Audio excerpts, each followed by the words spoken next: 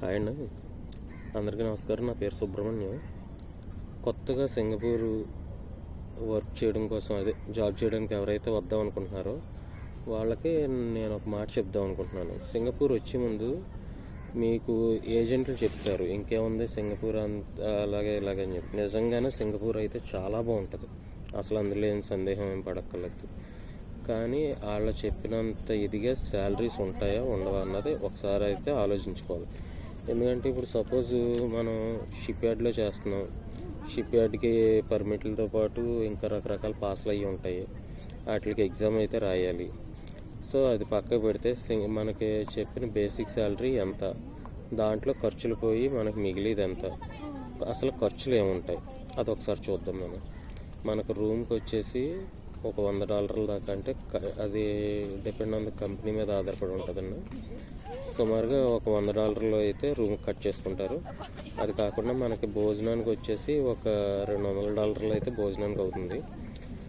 So 300 పక్కగా మీ salary, అది 500 అవని 600 అవని 700 అవని ఎంతైనా సరే అందులో మీకు వచ్చే శాలరీలో ఒక $300 అయితే పక్కగా తీసేయాలి మీ భోజనానికి రూమ్కి కలిపి.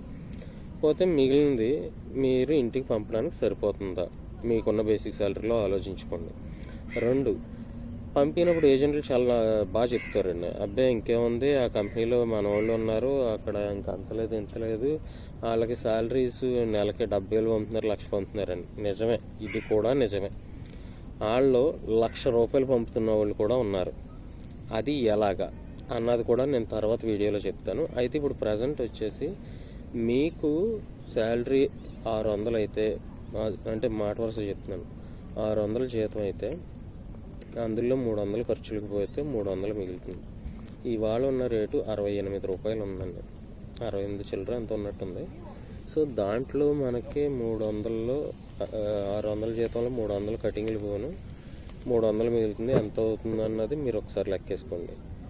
ఓటీలు అన్నాయి ఉంటాయి అని చెప్పేసి చెప్తున్నారు. ఓటీలు కనుక లేకపోతే పరిస్థితి ఏంటి అది కూడా ఆలోచించండి. ఓటీలు చేసి అన్నీ చేస్తే ఇక్కడ ఎంత వస్తుంది, అసలు రోజుకి ఎన్ని గంటలు ఓటీ ఇస్తారు, ఇవన్నీ కూడా గమనించుకోండి. దాన్ని బట్టి వివరంగా కనుక్కోండి, ఏజెంట్ని వివరంగా కనుక్కోండి, ఆ తర్వాత ముందడిగేయండి. ఇంకోటి ఏంటంటే చాలామంది ఎవరైతే వచ్చి క్యాండిడేట్లే ఉన్నారో వాళ్ళకి అక్కడ ఏజెంట్లు చెప్పే మాటలు ఎంత అందంగా ఉంటున్నాయో అంతే అందంగా డబ్బులు కూడా వసూలు చేస్తున్నారు.